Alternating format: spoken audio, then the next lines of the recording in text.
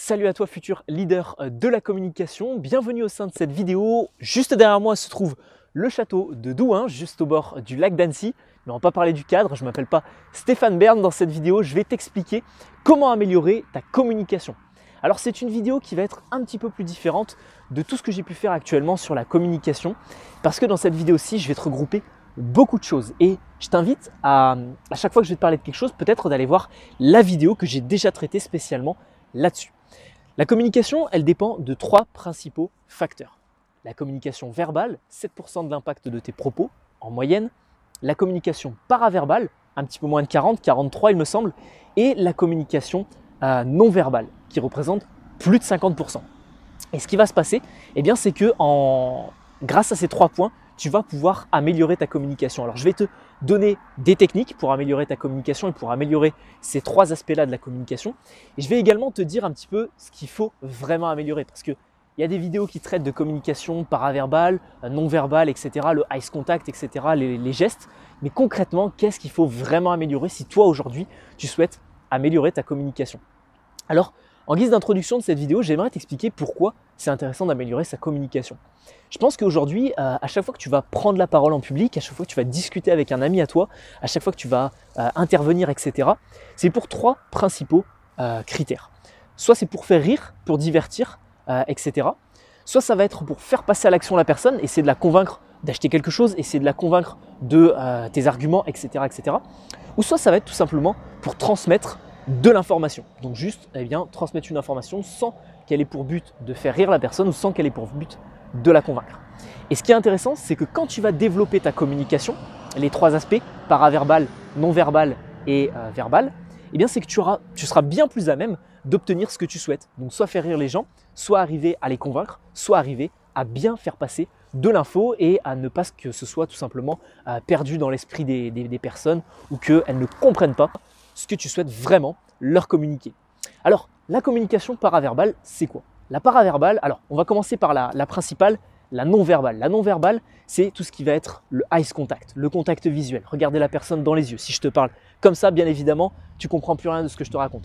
Les gestes que tu vas employer, la posture que tu as. Si je me tiens comme ça, fatalement, tu vas être moins impacté par ce que je vais dire. Donc tout ça, c'est du non-verbal, c'est très intéressant. Je l'ai traité dans une vidéo. Deuxième aspect, le paraverbal. C'est l'intonation de ta voix. C'est est-ce que je te parle dans une vidéo ou je te parle comme ça, toujours sur le même timbre, etc. Ou est-ce qu'il y a des fluctuations? Est-ce que je suis engagé dans mes propos?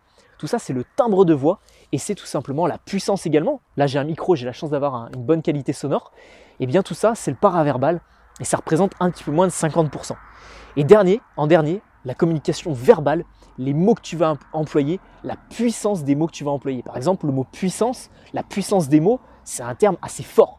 Eh bien, je le marque par le mot puissance parce que tout simplement, j'ai envie que tu comprennes que la puissance des mots que tu vas employer, c'est également très intéressant. Donc, ton langage non verbal, ton paraverbal et ton verbal, je l'ai traité dans 3 différentes vidéos de cette chaîne YouTube. Maintenant, je vais te donner les choses qui sont vraiment très intéressantes si tu souhaites partir de zéro ou si tu souhaites partir d'un petit niveau en communication, que tu n'es pas hyper à l'aise. Les choses qui font vraiment la différence et après, tu pourras travailler sur ton langage verbal, sur ton paraverbal, etc. La première chose qui fait vraiment la différence, c'est d'éviter les moi-je, les parler de soi, etc., etc. Un bon communicant est quelqu'un qui est très bon à l'oral, quelqu'un qui est très éloquent, etc. C'est ce que j'avais appris dans le livre « Comment se faire des amis », une référence en communication. C'est qu'en fait, une personne qui est un bon communicant, il va laisser les autres parler. Il va laisser les autres raconter leur histoire, parler, etc., etc. Il va parler très peu. J'estime qu'à peu près, vous devez parler 20 à 30% de la communication, 20 à 30% de l'échange, ça doit être vous qui parlez. Le reste du temps, c'est votre interlocuteur. Donc si vous mettez déjà ça en place, ce sera déjà très bien. La deuxième chose très intéressante à mettre en place, c'est d'éviter de parler de je, mais de parler de nous. Quand tu vas parler par exemple à une équipe, tu es par exemple manager ou tu vas parler à différentes personnes, plutôt que de dire moi j'ai fait ceci, moi j'ai fait cela, tu vas parler en nous.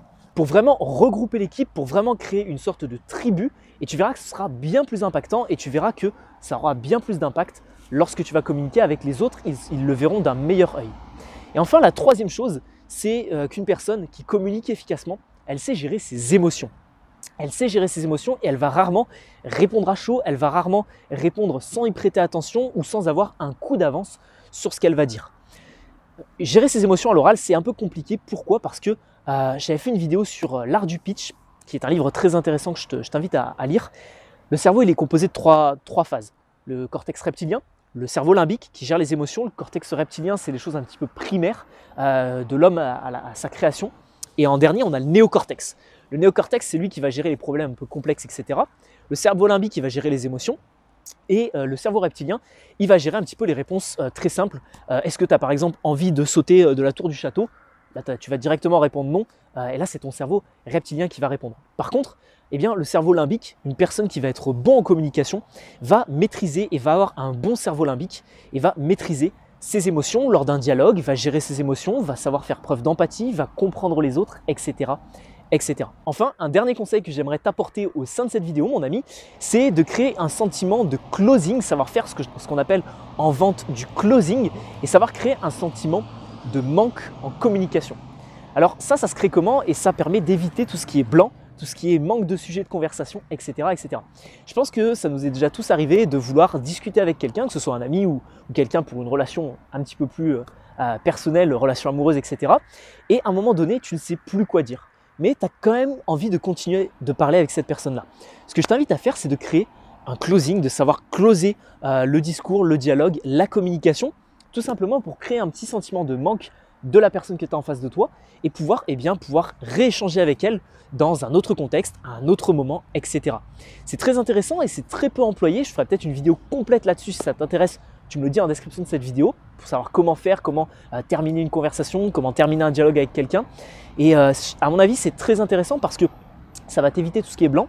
Ça va t'éviter tout ce qui est manque de sujet de conversation, ça va t'éviter des moments gênants avec une personne et ça va te permettre également de créer cette sensation de manque. La personne va se dire peut-être tu es occupé, tu as d'autres choses à faire, etc. Donc c'est un bon signe et au final tu vas pouvoir lui proposer de la revoir plus tard. Donc que ce soit sur le plan personnel ou sur le plan professionnel, je t'invite vraiment à créer cette sensation de closing et savoir mettre court à ton discours et à ta communication. Voilà, nous arrivons au terme de cette vidéo, mon ami. Si cette vidéo t'a plu et que tu es encore en train de la regarder, c'est forcément que tu t'intéresses à la communication parce que c'est le sujet de cette vidéo. Et j'aimerais te donner plus de conseils, plus de clés. Et bien évidemment, je ne peux pas te faire une vidéo de 1 heure. Tu ne serais pas forcément à même de la regarder tout de suite. Donc ce que je t'invite à faire, c'est de gratuitement cliquer sur le lien qui est dans la description de cette vidéo. Tu y retrouveras 5 vidéos offertes, une formation complète sur la prise de parole, la communication, les échanges, les relations sociales, etc.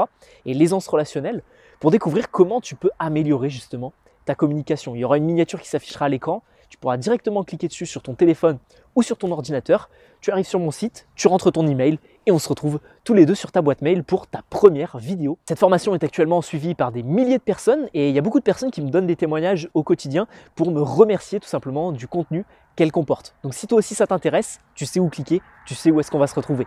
Je t'invite également à t'abonner à cette chaîne YouTube, mon ami, et puis je te dis à tout de suite sur ta boîte mail. Ciao, ciao!